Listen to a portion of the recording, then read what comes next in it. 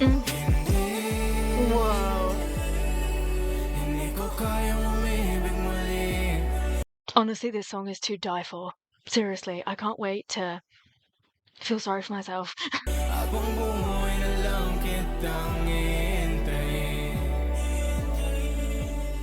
Hi everyone, welcome back to my channel, Forever here. I hope that you are all doing well. I was trying to think how I came across Ace. Was I watching a Stell TikTok cover compilation and he sang a few of Ace's songs and I was like, please remind me at the end? Are you nodding on the other side? I think.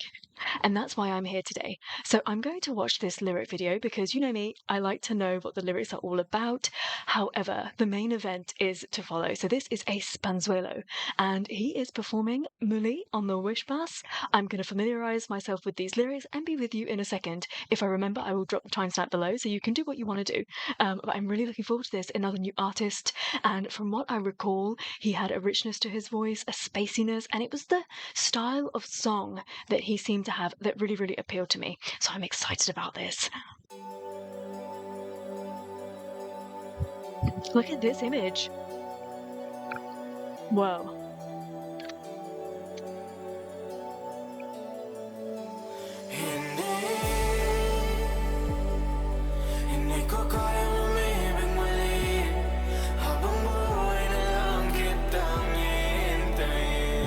Oh.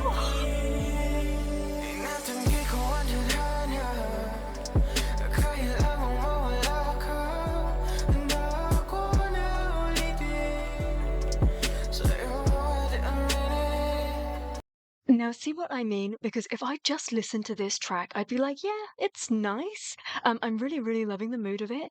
But I can hear that they've put an echo on his voice. Can he really sing this in real life? I'm about to find out. And this is exactly why I do this. It's so important to take each part for what it is, right? But I will tell you that so far, the mix of the song, the genre, the way that he's singing, the sound of his voice is a mishmash of all of my top artists.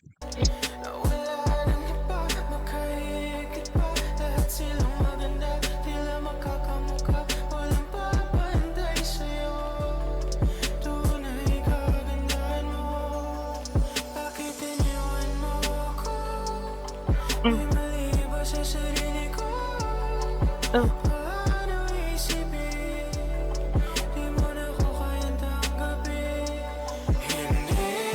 Whoa.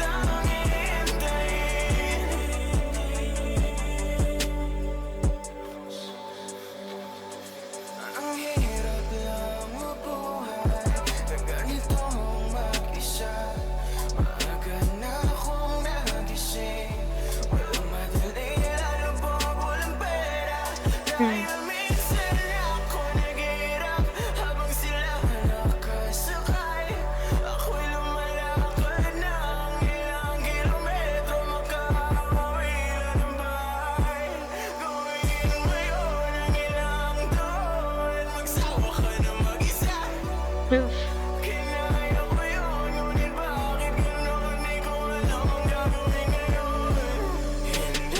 I should have looked up whether he wrote this himself because it sounds incredibly personal and I really, really love that kind of desperation and that kind of like getting mad at the situation that you're at and you want to be able to move on quicker and you can't. And why can't you? Like, it's really, really frustrating. I really love the mood of this song.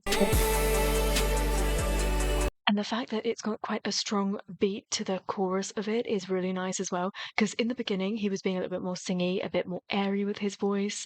Even like, I mean, I can't quite, until I hear him sing it live, I won't be able to say, but I think that he was using his falsetto a little bit. And then suddenly he goes into the chorus bit, which is really grounded. And suddenly I realized actually he's got a little bit of a deeper voice. And then the next part was quite, the second verse was a little bit more emotive. So it's a nice breakdown of the song.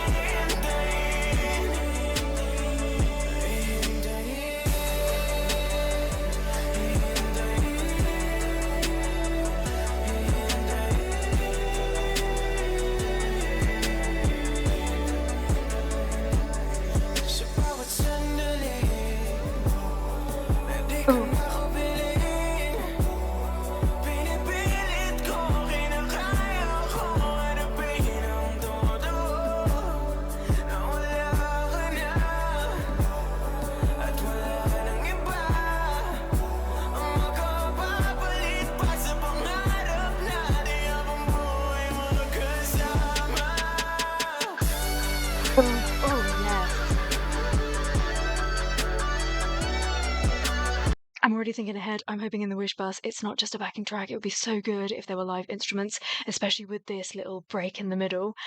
He's definitely like, this is a moody song, and it's the kind of song that if you ever want to wallow in a little bit of self-pity, if you want to feel sorry for yourself for a little bit, it's quite nice to listen to. It sets the mood, and you're allowed to feel upset during this song.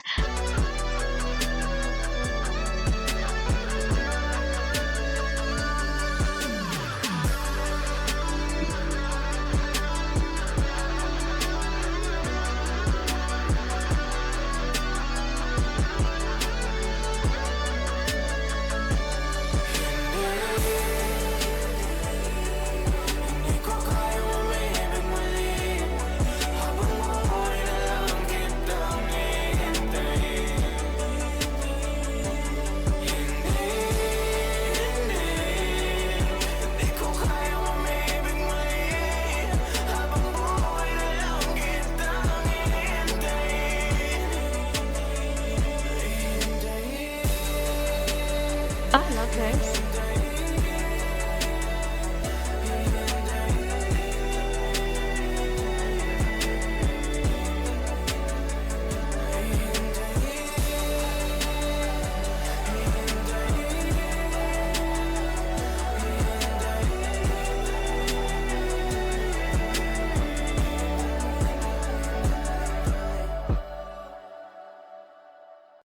Oh, is that his face? Oh my goodness. I'm really looking forward to this live performance. You know what? I love the way that this has been produced. Actually, despite what I said at the very beginning, that it's important to listen to the live version. Actually, it goes so far as to create that mood, because what you feel like is that you can't hear the outside world, especially when you're listening to it with headphones on.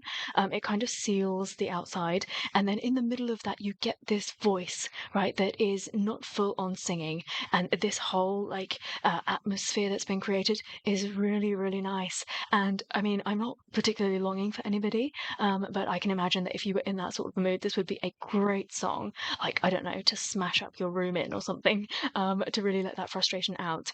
It's a great song. I feel better having listened to it. Is that a really weird comment to make? Should we move on to the live performance? Yes!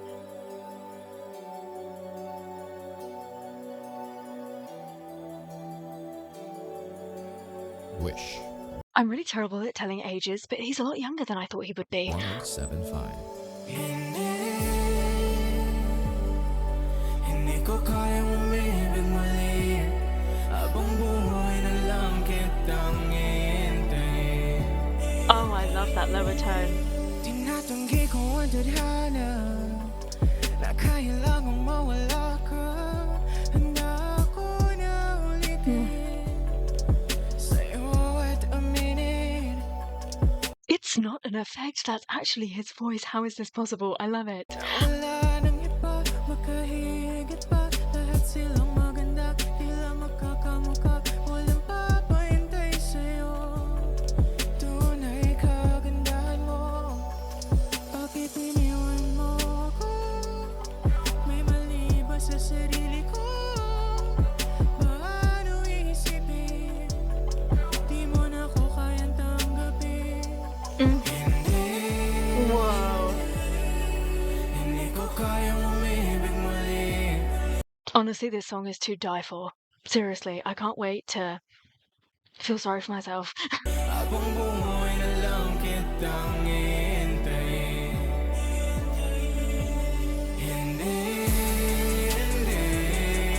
Hindi ko kayang umibig muli. Habang buhay na lang kitang hihintayin.